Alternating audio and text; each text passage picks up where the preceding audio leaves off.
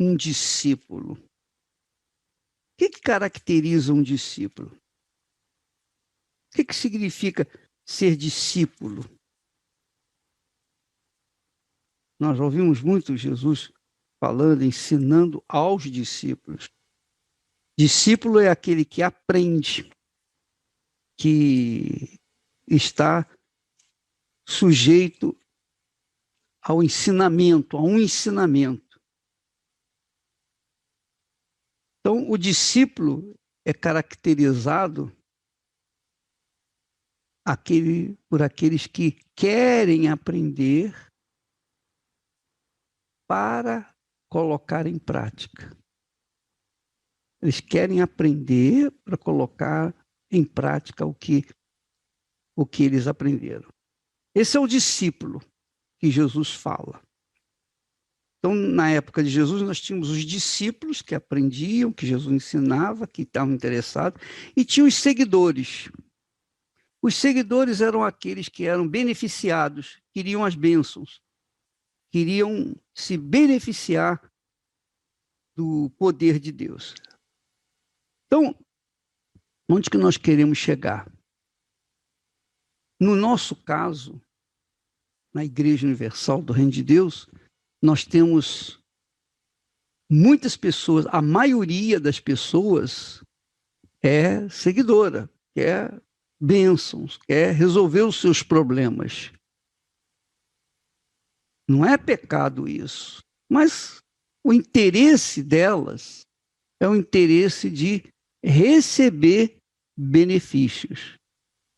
Os discípulos, os escolhidos para serem discipulados, eram aqueles que tinham interesse em aprender para praticarem e passarem adiante o que eles aprenderam. Então, no caso nosso, existem os pastores, nós temos os obreiros, levitas. Então, também nós temos no nosso meio aqueles que desejam, entre os pastores, obreiros e levitas, os que servem na igreja. Então, muitos são discípulos, querem aprender para colocar em prática, para, enfim, passarem adiante aquilo que eles receberam de ensinamento. Mas também existem aqueles obreiros, aqueles pastores, bispos, que querem e se colocam como pastores, como obreiros, para se beneficiarem do que acontecia com as multidões que vinham seguindo Jesus para receberem bênçãos. O discípulo é caracterizado por aquele que realmente entregou a sua vida para Jesus, está com a sua vida no altar e quer fazer a vontade de Deus, quer realmente ganhar almas. Esse é o objetivo nosso. Quando a pessoa é nascida da água e do Espírito Santo, ela se torna uma discípula do Senhor Jesus, porque ela recebe a mente do Senhor Jesus, ela recebe a mente, o pensamento de Deus, a vontade de Deus. Porque como que Deus poderia dirigir os seus discípulos sem que esses discípulos sem que eles tivessem o espírito dele, sem que os tivesse a mente dele, a direção dele, o que ele quer. Porque ele é o mestre. Um só é o mestre, que é o Senhor. Um só é o Senhor. Então, os outros são servos. Então, como é que o Senhor vai guiar os seus servos?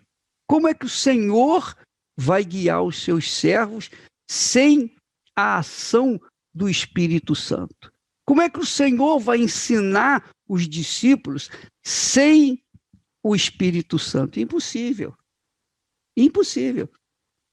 Ele precisa do Espírito Santo justamente para que ele possa entender, perceber, captar o pensamento de Deus para passar para as multidões que estão aflitas, necessitadas, que precisam de ajuda.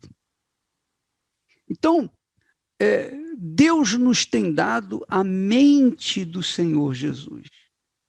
A mente, quer dizer, a palavra de Deus, os pensamentos de Deus, ele tem nos dado. Quer dizer, dado àqueles que nasceram da água e do Espírito Santo, aqueles que são discípulos de verdade, não aqueles que são os buscadores de bênçãos. A estes, cedo ou tarde, se eles almejarem o discipulado, se eles almejarem o novo nascimento, se eles quiserem algo mais, então eles, no percurso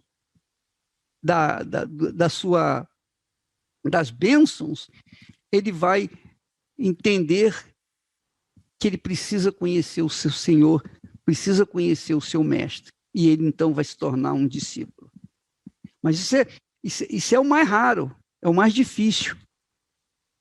É o mais difícil. Você está entendendo, percebendo o que eu estou falando? O difícil por quê? Porque muitos seguidores conquistam bênçãos, por exemplo, econômicas, conquistam bênçãos materiais. São seguidores, não nasceram da água nem do Espírito Santo, mas são seguidores. Então, eles recebem as bênçãos, são alimentadas com o pão e o peixe, são supridas das suas necessidades básicas, mas não querem entregar suas vidas para servirem ao Senhor Jesus, serem servas do Senhor Jesus. Então eles ficam na igreja em busca apenas de bênçãos. Recebe uma bênção, aí tem uma outra necessidade, aí vão buscar outra necessidade. Recebem aquela resposta, vão buscar outras, e assim ficam correndo atrás das bênçãos, ou correndo atrás do vento. O discípulo não. O discípulo, quando ele nasce de Deus, da água e do Espírito Santo, ele quer fazer a vontade do seu Senhor. E essa vontade do Senhor digamos, é um ideal. O ideal dele. Um ideal. Sabe uma pessoa idealista? Pessoa idealista não pensa em outra coisa a não ser realizar o seu ideal. Então, quando uma pessoa é idealista, ela não se preocupa com as coisas, com as circunstâncias, ela não se preocupa com as coisas desse mundo. Ela quer levar aquele ideal e fazer outras pessoas idealistas também. Então, a pessoa que é serva de Deus ou discípulo, que tem a mente do Senhor Jesus, é um idealista. Jesus foi um idealista. Idealista por quê? Porque ele veio para salvar e fazer discípulos para que estes viessem também se reproduzirem, se multiplicarem, para que aqueles que ouvirem a palavra e obedecerem e se submeterem ao senhorio do Senhor Jesus, então estes também viessem ser discípulos, viessem ser de Deus e viessem ser, digamos assim, reprodutores de discípulos. Então, a título de exemplo, eu vou falar da minha pessoa, não porque eu queira o louvor de alguém, eu não preciso de louvor de ninguém. Eu quero passar uma experiência que eu tive, pessoal. Eu já falei isso, mas eu repito que isso encaixa direitinho no discípulo. Ora, quando eu nasci do Espírito Santo, da água e do Espírito Santo, então todos os meus sonhos, todos os meus objetivos pessoais caíram por terra. Então nasceu em mim um alvo, nasceu em mim um ideal. Qual era o meu ideal?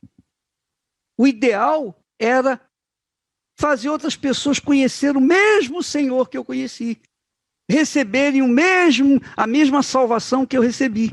Esse é o meu ideal. Esse é o ideal de quem tem a mente do Senhor Jesus.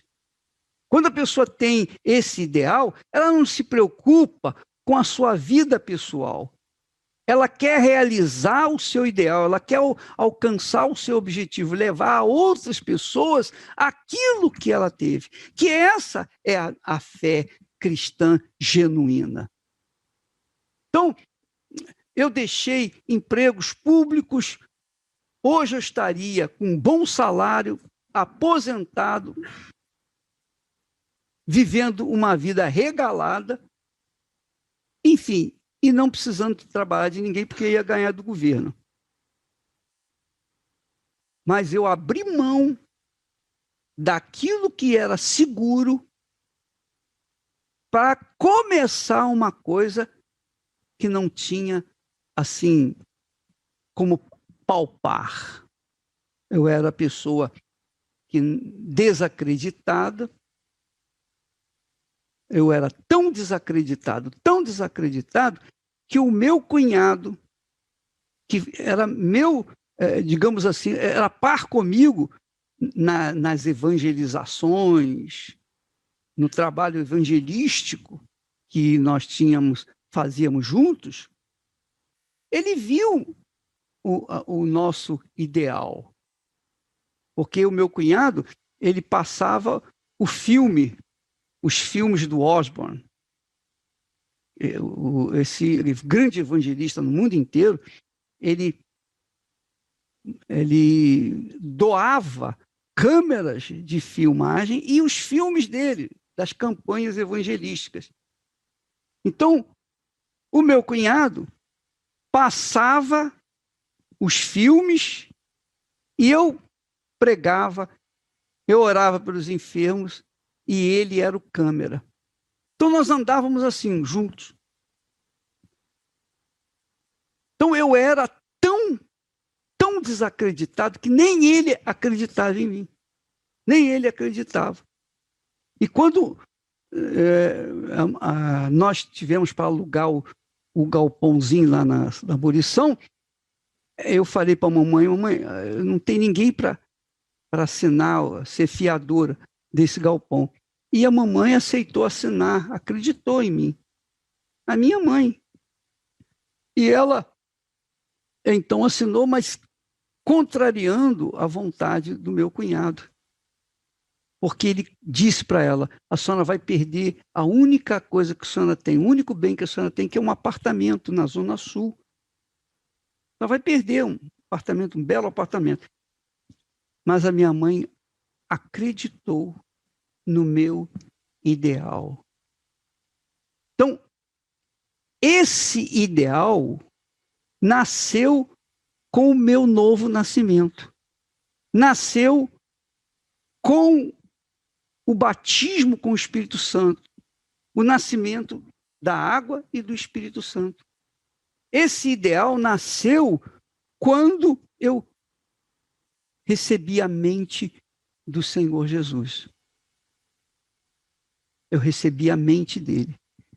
Então, a partir daí, nós começamos a trabalhar, lutar e fazer tudo que nós sabíamos que era nada em relação àquilo que nós precisávamos. Mas o que nós tínhamos, nós dávamos para as pessoas. O que eu tinha, eu dava para as pessoas. Por quê? Porque havia um ideal, havia uma gana de querer salvar as pessoas. Esse ideal é o ideal apenas e exclusivamente dos que nasceram da água e do Espírito Santo. Porque querem passar para outras pessoas aquilo que receberam de Deus. Então, o que me faz ficar intrigado é que no nosso meio, há muitos obreiros que têm todas as condições para levarem para outras pessoas aquilo que Deus lhes deu, mas eles não abrem mão da vida pessoal, não abrem mão do seu negócio, não abrem mão de serem cabeça, eles não querem deixar de ser cabeça de si próprios, eles não querem servir ao Senhor Jesus. Eles ajudam na igreja, eles ajudam as pessoas, fazem trabalhos até evangelísticos, oram pelas pessoas, mas não é o principal deles. Por que não aconteceu um ideal na vida deles? Por que eles não abraçaram esse ideal que é o ideal de Deus? Porque esse ideal é o que o Espírito Santo coloca dentro da gente. Deus teve um ideal, o próprio Pai teve um ideal de salvar a humanidade. Ele sabia de antemão que de toda a humanidade, de bilhões e bilhões de pessoas, apenas alguns poucos seriam salvos. Mesmo assim, por causa do ideal dele, ele colocou o único filho que tinha para ser sacrificado. E Jesus aceitou ser parte desse ideal, ou fazer parte desse ideal, melhor dizendo. E Jesus veio, deu a vida dele, como nós todos sabemos. Mas depois, para que o ideal não morresse, Jesus então nos dá o Espírito Santo, que é a mente do Senhor Jesus. Ora, o que me faz muito, assim, decepcionado é que as pessoas dizem, eu tenho o Espírito Santo, mas eu quero servir no átrio, eu não quero servir no altar, não. Não se trata de servir no átrio ou no altar ou em qualquer lugar. Quem tem um ideal, tem a marca do ideal, tem o próprio ideal dentro de si, na pessoa do Espírito Santo, para quê? Para ganhar almas. Porque eu entendo que quando a gente tem um ideal, a gente só pensa naquilo. O ideal nosso é aquilo e acabou. A gente não pensa em outra coisa. A gente não se divide com outros pensamentos. A gente só quer aquilo que está queimando dentro de nós. Qual é o ideal de Deus hoje? Qual é o ideal que o Espírito Santo tem nos dado? Ganhar almas. Porque nós só podemos trabalhar enquanto é dia, como Jesus falou. Quer dizer, enquanto nós temos vida, enquanto nós podemos dar alguma coisa. Porque quando vier a noite, aí já ninguém poderá trabalhar. Então, enquanto nós temos esse espírito, a mente do Senhor Jesus, nós temos o caráter dele para fazer aquilo que ele quer que seja feito, ganhar alma.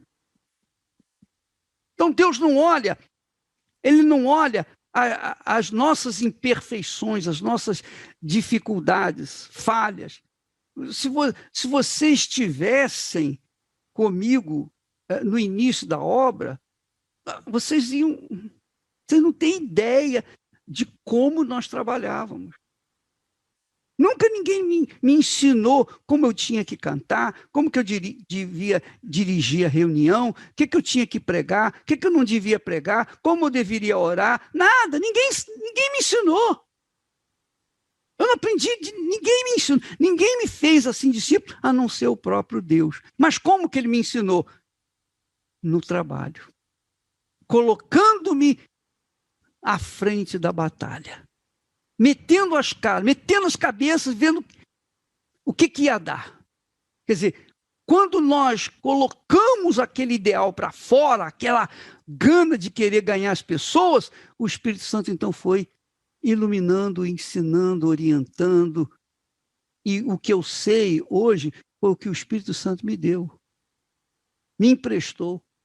E o que eu passo para vocês é o que Deus me tem emprestado, para que vocês não venham cometer as mesmas bobagens, erros que eu cometi por conta da minha infantilidade, a minha, digamos assim, ignorância com respeito a fazer a obra de Deus. Então, não existe uma faculdade de teologia que ensine a gente a trabalhar. Porque o nosso trabalho é um trabalho distinto de todos os trabalhos que existem no mundo inteiro. O nosso trabalho é diferente. Então, a teologia que as faculdades ensinam, nada tem a ver com o que nós fazemos. Absolutamente nada tem a ver. Mas eu duvido que haja um trabalho com mais força, com mais poder, com mais eficácia do que o trabalho que Deus tem feito através de todos nós, que é o trabalho da Igreja Universal. Você conversar com qualquer crente de qualquer igreja, tradicional ou não, qualquer pastor, você vai ver que, coitados, são completamente nulos. E fizeram cursos e foram instruídos, mas não têm o mesmo espírito que nós temos. Não tem. Porque lhes falta o ideal. São seguidores, normalmente são seguidores, que estão em busca de posição social ou em busca do pão e do peixe, não em busca de fazer a vontade do Senhor. Então, olha só que privilégio nós temos. O apóstolo Paulo, sabendo, ele passou pelos trâmites do seu discipulado através de lutas. Quando você lê as epístolas, todas elas são dirigidas pelo Espírito Santo. Mas Paulo, ele passa além do que Pedro passou. Paulo passa além do que João, etc., passaram. Esses pastores, aqueles homens de Deus passaram. Por quê? Porque Paulo foi no fundo do inferno. Ele passou pelo crivo do sofrimento para ser formado no grande apóstolo Paulo e apóstolo dos gentios. Então, a linguagem de Paulo diferencia da linguagem dos demais, porque Paulo, ele foi tão usado, que Deus permitiu que lhe fosse colocado um espinho na carne, mensageiro de Satanás. O homem que tinha ressuscitado pessoas, curado os enfermos, pregado, tinha visto Jesus, o homem que teve uma experiência extraordinária, mas ele tinha um espinho na carne, que ele orou 3 vezes, meu Deus, tira de mim, e Deus não tirou. E então Deus lhe disse, a minha graça te basta. Por que não tirou? Para que Paulo, diante das grandezas de revelações que recebera, diante de ter subido ao 3º, 4º céu, uma experiência pessoal dele, diante das revelações gloriosas, Deus não queria que Paulo se achasse alguma coisa. Então, permitiu que ele sofresse aquele espinho na carne. Não interessa o que era aquele espinho. O que importa é que a gente sabe que é um espinho, e espinho é espinho. Espinho você quer tirar do seu... Você espetou um espinho, você quer tirar do corpo. Paulo pediu a Deus, tira esse espinho de mim, que está me machucando, está me incomodando. Por quê? Por que que Paulo aceitou aquela situação? Por que que Paulo se sujeitou a todas as circunstâncias, todas as dificuldades, todas, que nós não passamos, que as nossas são insignificantes diante da que ele passou? Por quê? Porque ele tinha um ideal. Ele foi chamado por um ideal. Não ganhar apenas aquelas pessoas que estavam ali, mas deixar escritos que viessem ganhar outras pessoas para Jesus. Então, quando nós lemos as epístolas, nós encontramos ali preciosidades reveladoras que têm sido colocadas, têm sido escondidas. As pessoas não entendem, leem, mas não entendem. Quando ele diz aqui, em 1 Coríntios, ele diz assim,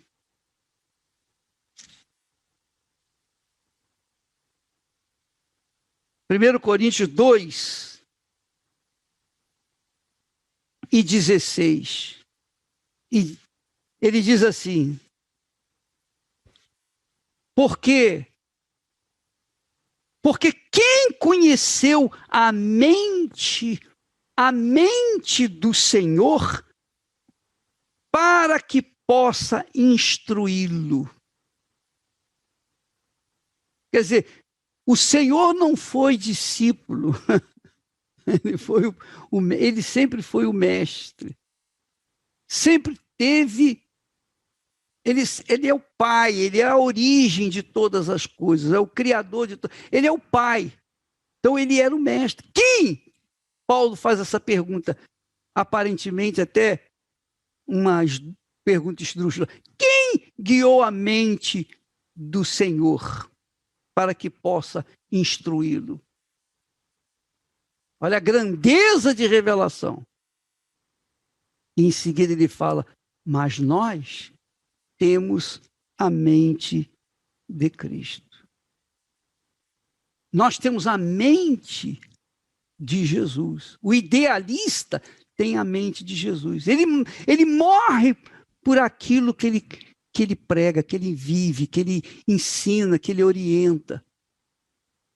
E como é que você pode identificar uma pessoa que tem a mente do Senhor Jesus daquela que não tem a mente do Senhor Jesus? Eu acredito, pode ser que eu esteja errado, mas eu penso que quando a pessoa tem um ideal, ela tem a mente, o ideal de ganhar outras pessoas para Jesus, ela tem a mente do Senhor Jesus, ela tem a direção do Espírito Santo, que é a palavra de Deus. Eu acredito nisso. Eu creio nisso. Porque não é possível que uma pessoa batizada com o Espírito Santo, selada com o Espírito Santo, tenha qualquer ambição pessoal, projeto pessoal nessa vida. Depois da grandeza de revelação, da grandeza, da glória, da majestade da revelação, Paulo viveu parte da sua vida, o final da sua vida, preso lá no calabouço, em Roma. E ali ele defecava, urinava, dormia, comia, bebia, enfim. Ali ele vivia. Imagine ele num lugar frio, desesperador. Ele vivia ali, naquele lugar, sujeito imundo, como porco. Mas ele estava imbuído de um ideal. E nada podia arrancar esse ideal dele. O idealista, ele coloca a sua vida em risco sem medo de perdê-la.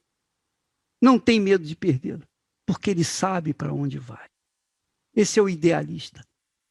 Então eu não posso imaginar, eu não posso aceitar, eu não posso admitir que uma pessoa que um dia servia ao diabo, que um dia era bandida, um dia usava drogas, a vida desgraçada, e depois é liberta, é curada, é transformada, recebe a mente de Jesus e ainda assim conserve dentro de si um ideal pessoal, um objetivo pessoal. Então, quando eu nasci de novo, aquela experiência que eu tive com 19 anos, eu disse, meu Deus, eu não quero viver mais, porque eu não quero correr o risco de perder essa grandeza que o Senhor me deu, que era a salvação. Então, a partir dali, como Deus não me levou, então eu queria levar para outras pessoas aquilo que Ele tinha me dado. Aquela paixão, aquele ideal, aquela salvação. Eu queria isso.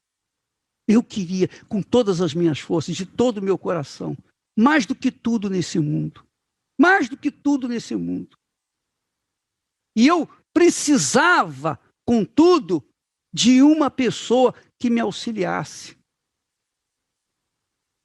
Eu estava tão focado no meu trabalho, mas eu trabalhava fora, eu estudava à noite, eu fazia os meus afazeres, mas eu não tinha apoio de ninguém, não havia apoio, não havia assim nada, não tinha nada para pegar para poder começar do zero. Não. Foi quando nós conhecemos uma moça na igreja que tinha o Espírito Santo, uma moça que era problemática e tal. Essa moça, eu gostei dela, achei que ela seria a pessoa ideal para mim, e nós namoramos, noivamos e íamos casar em 3 meses. Foi assim, pá. A gana de querer resolver o problema de um auxiliar foi tão grande, que eu atropelei tudo e todos. Meus pais não conheciam ela, só eu conhecia a família dela, mas ela não conhecia a minha família. E foi assim. E quando nós estávamos para casar, o Espírito Santo mostrou que não era a pessoa certa, que teria que ser outra. Então, eu desfiz o noivado, larguei tudo para lá, tinha comprado os móveis, e enfrentei a igreja que eu estava funcionando, que eu estava frequentando. Enfrentei os falatórios, enfrentei os olhares, enfrentei as desconfianças dos pastores, dos meus pastores. Você lembra que no filme mostra que o pastor desdenhava? Não era um só, não, vários. Eles não achavam, não acreditavam em mim. Achavam que eu era um homem volúvel, um rapaz, um jovem muito volúvel, que mudava assim, de repente. Não, eu sabia que eu queria, eu tinha alguma coisa dentro de mim. Aquele casamento seria realizado para o meu objetivo, que era ganhar alma. Então, eu fico assim, estarrecido diante de pessoas que dizem ter o Espírito Santo e não tenham esse ideal. Que ainda estejam focados nas coisas desse mundo que são passageiras. Então, na igreja tem muitas pessoas que tiveram experiências extraordinárias com Deus, extraordinárias, poderosíssimas. Receberam o Espírito Santo, mas ainda prezam mais a família, a mulher, o marido, os filhos ou o negócio do que propriamente as almas. E o que eu entendo como servo de Deus? Eu entendo como servo de Deus o seguinte: o amor que eu tenho para com Jesus é medido no amor que eu tenho para com as almas. É assim que eu entendo. É assim que eu entendo. Eu não poderia exprimir o meu amor por Deus, pelo meu Senhor Jesus, sem que amasse as almas que estão perdidas. Então, isso é um ideal. Então, o pastor não é um profissional, nós não somos profissionais, nós não somos cabeça, não, nós somos servos e nunca deixaremos de ser servos. O dia que deixarmos de ser servos, nós não serviremos mais ao Senhor. Essa é a realidade. Então, esse ideal é que tem que nortear a Igreja Universal do Reino de Deus. Os pastores. Porque Eu estou, por exemplo, 86 anos, ou 76 anos. Quantos anos me restam? Se Jesus não vier até 2030, digamos assim. 2030 são o quê? Mais 9 anos. 9 anos. Se eu estiver vivo até lá, eu estarei com 85 anos. Não é isso? 85 anos, acabou. Se Jesus vier. Mas se Jesus não vier, o que vai ser a minha vida? Nada. Acabar. Morrer. Ser sepultado e acabou. Porém, o ideal que Deus colocou dentro de mim, eu quero dentro de vocês. Eu quero que vocês tenham esse ideal. Porque se vocês priorizam esse ideal, vocês estarão justamente enquadrados naquele texto que Jesus falou, o texto glorioso. E aquele que me serve, o Pai o honrará. Então, a honra que eu tenho sido alvo da parte de Deus, não é porque eu mereço, não, mas porque eu tenho o ideal dele, que é salvar almas. Se Jesus viesse hoje, se ele estivesse no nosso lugar, o que ele faria? Ele iria descansar, ele iria ficar quieto, ele não iria querer dar a vida outra vez pelas almas? Não, ele certamente iria dar novamente a vida dele pelas almas, que é o que ele quer de nós. Ele quer que você, eu, nós demos a nossa vida pela causa dele. Quer dizer, venhamos passar para as pessoas aquilo que nós recebemos dele.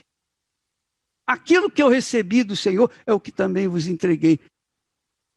É o que está escrito. Que é o que nós temos que ter dentro de nós. Porque o resto fica tudo por aí. Mas quando você ganha uma alma, você ganha mais do que o mundo inteiro. É o que Jesus falou. Não adianta ganhar o mundo inteiro e perder a sua alma. A alma vale mais do que todo mundo.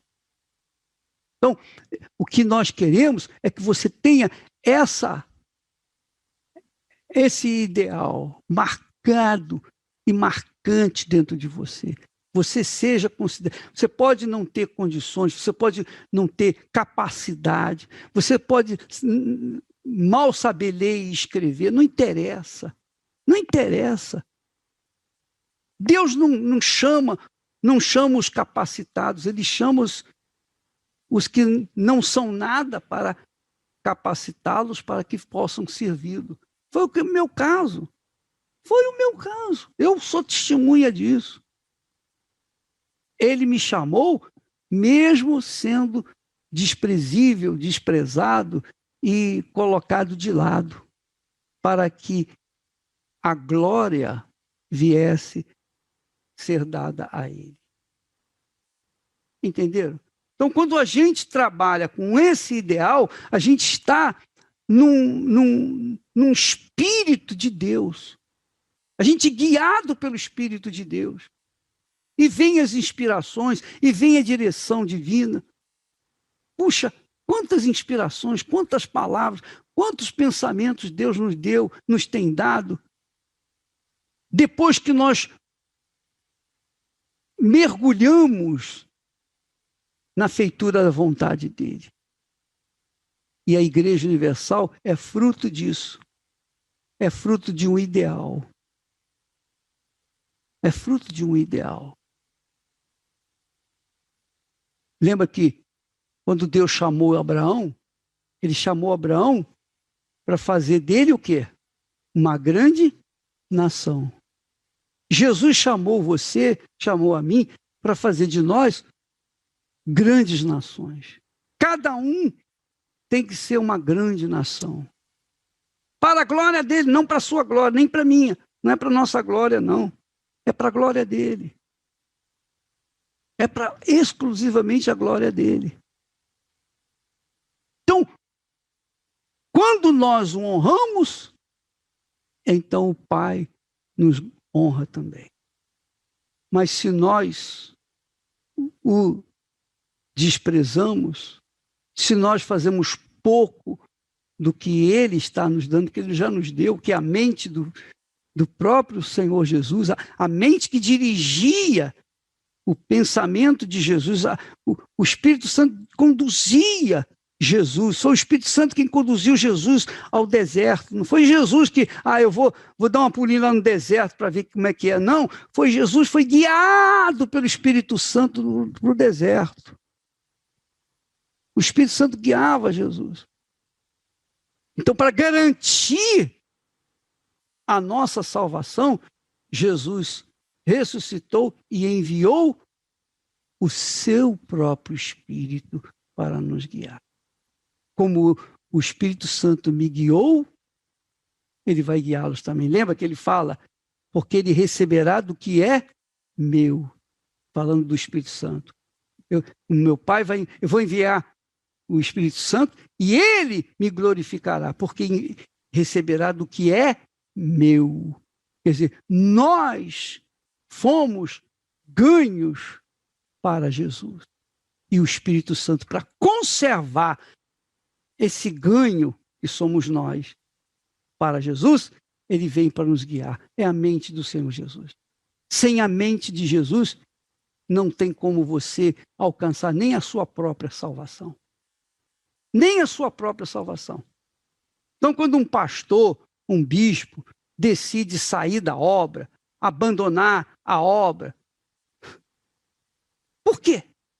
Qual a razão? Alguma coisa está errado. Será com Deus? Será que é a direção da igreja?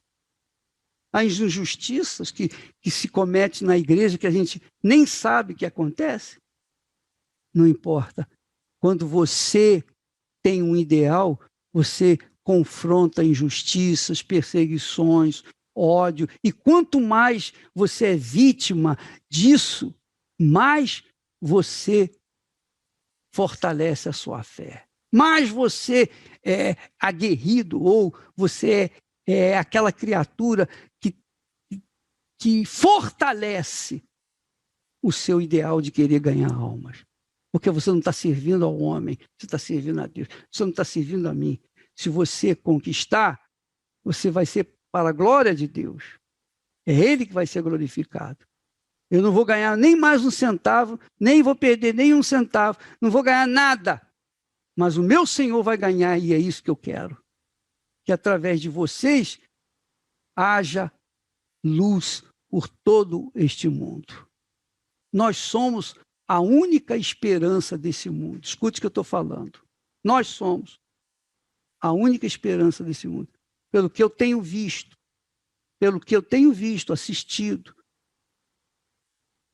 nós, os que restamos, os que restaram, os que continuam no mesmo ideal, estes são a última chance desse mundo. Porque os demais, está todo mundo preocupado consigo mesmo.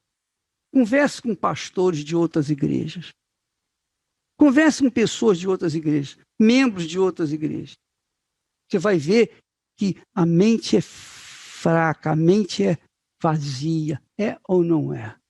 Você deve conhecer, você deve ter parentes, entes queridos que pertencem a outras igrejas, saíram da Igreja Universal e hoje estão em outras igrejas, ou então nasceram em outra igreja, ficam lá nas outras igrejas. Converse com eles. Você não tem prazer de conversar com eles porque não bate.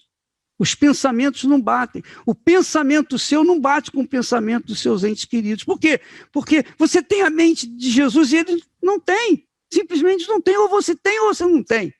Então eles não têm. Quem tem, tem. Quem não tem, não tem. Então, quando há esse ideal, a pessoa tem uma mente do Senhor Jesus. É porque ela tem a mente do Senhor Jesus. E quem tem a mente de Jesus também tem o caráter do Senhor Jesus. É outra coisa que caracteriza o verdadeiro discípulo, o caráter. E quando nós falamos de caráter, não é o caráter que dá o troco certo. Não é isso, não. Isso é o mínimo, isso é a obrigação. Mas é o caráter, é aquele caráter que faz você honrar a sua palavra empenhada. Quando você empenha a sua palavra, vale mais do que um cheque assinado em branco. Porque você empenhou a sua palavra. Um casamento depende do empenho da palavra e honrada, praticada de ambas as partes, não é assim? Nós nos comprometemos no casamento, no altar, com a palavra. Nós empenhamos a nossa palavra. Nós não demos dinheiro. Nós não trocamos coisa, não. É a palavra de um pela palavra do outro. Quando um quebra essa palavra, então o outro é prejudicado, mas aquele que quebrou a palavra mostrou que não tem caráter. Quem é de Deus, quem tem a mente do Senhor Jesus Cristo, tem caráter. Hora é hora, antes da hora não é hora, depois da hora não é hora, hora é hora. Então a pessoa honra a sua palavra.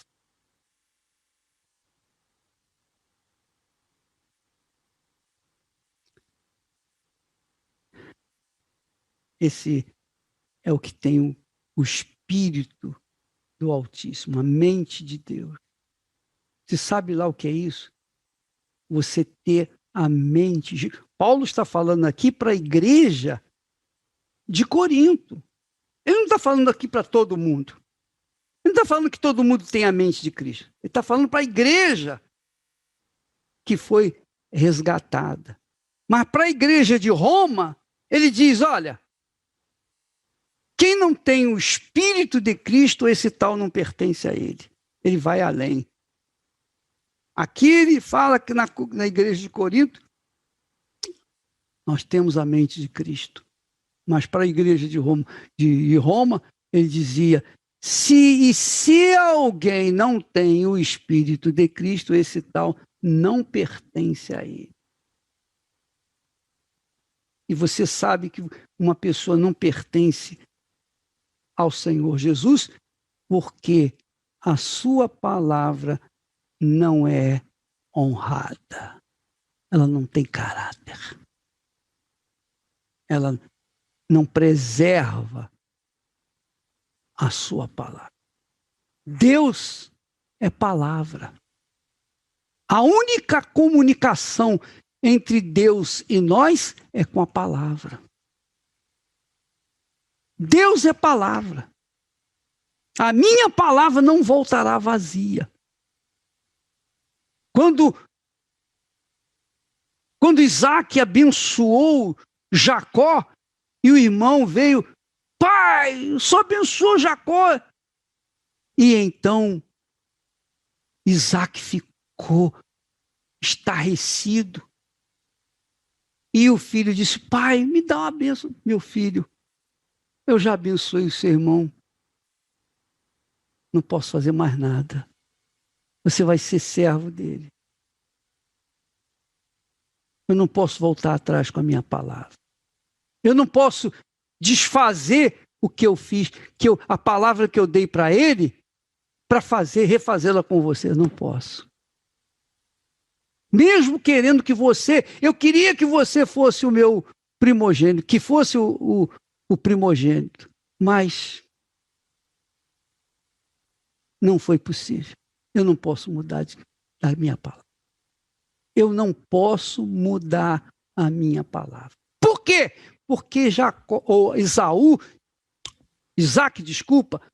porque Isaac tinha a mente do Senhor Jesus Cristo. A palavra. A palavra.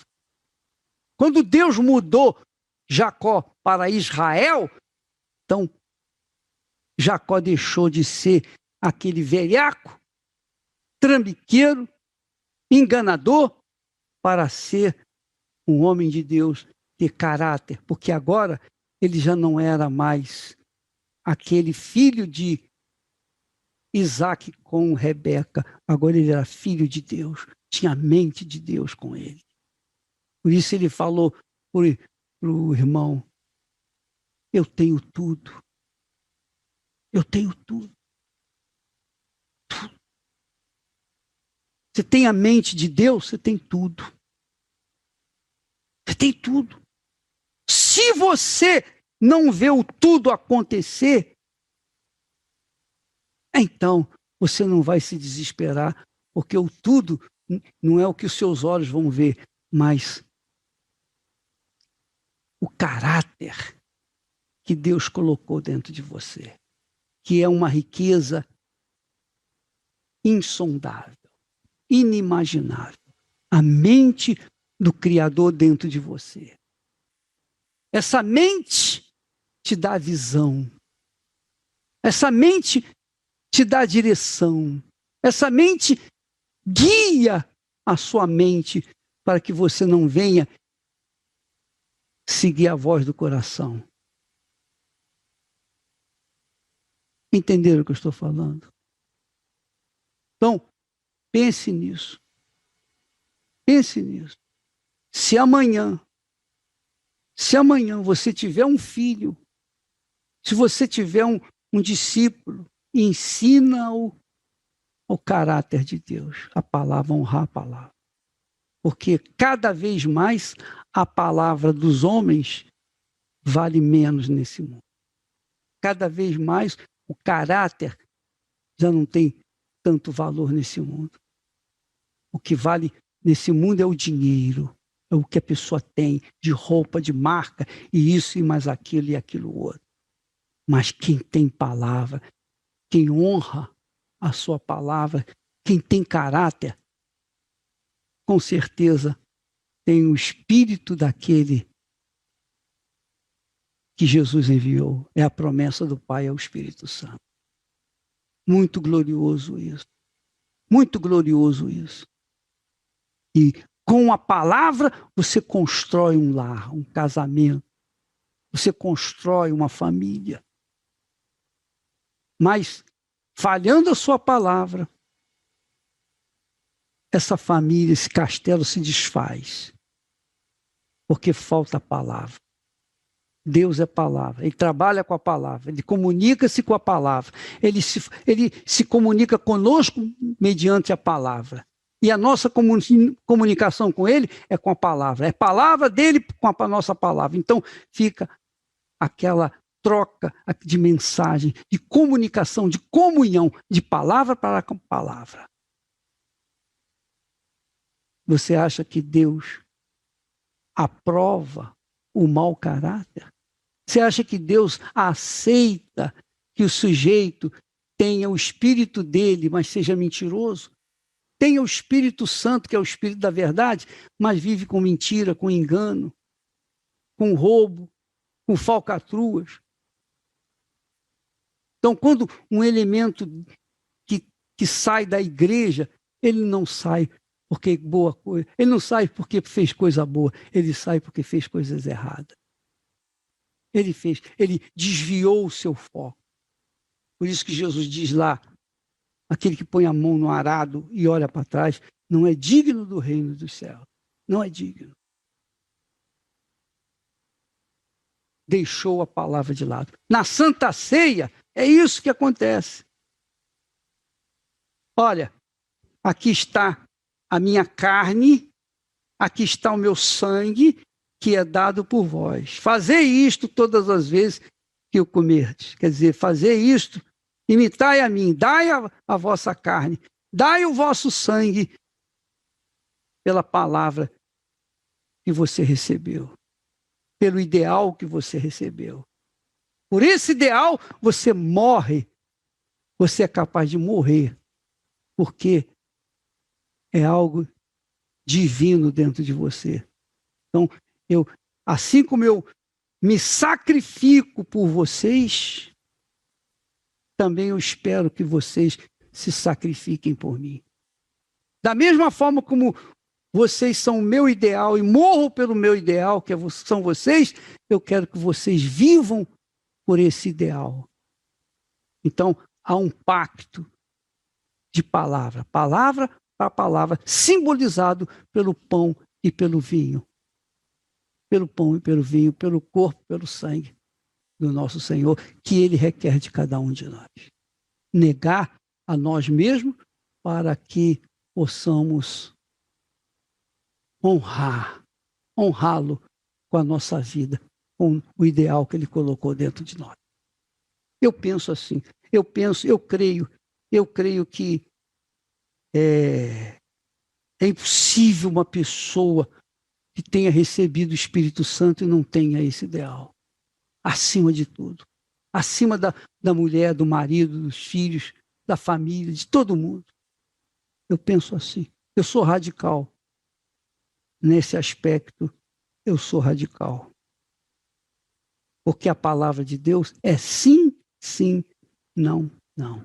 Assim tem que ser a nossa conduta, nosso comportamento, a nossa palavra.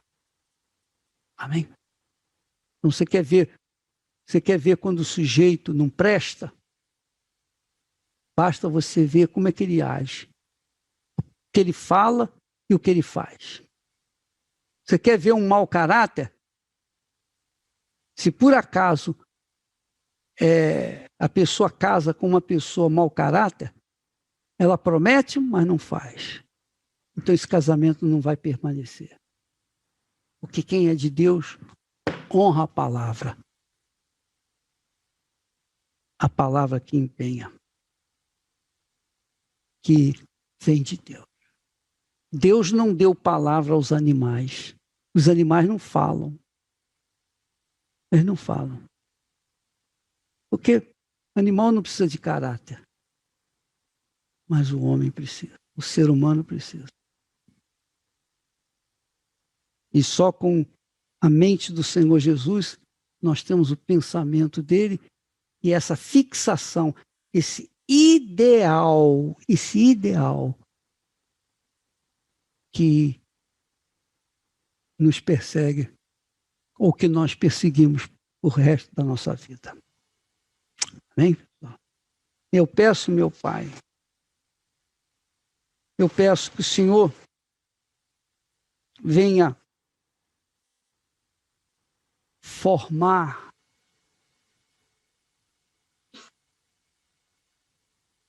uma igreja universal com um ideal. Que os seus pastores, os seus servos, obreiros, tenha esse espírito. Porque quando não se tem esse espírito, é porque falta caráter. E havendo falta de caráter, não há como combinar um mau caráter com uma pessoa de caráter. Não há como. É tentar combinar a luz com as trevas. Não dá certo. Então, meu Pai, eu te peço, faça nascer no nosso meio pessoas de caráter. Pessoas com a mente do Senhor Jesus de verdade. Que é visto isso no empenho da sua palavra. No empenho e cumprimento dessa palavra. Ó, meu Pai, eu te peço, faça nascer no nosso meio pessoas que venham fazer melhor do que tem sido feito até aqui, para a glória do teu nome. Melhor, muito melhor, para que haja salvação por esse mundo afora. Em nome do Senhor Jesus eu te peço e te agradeço, meu. Amém.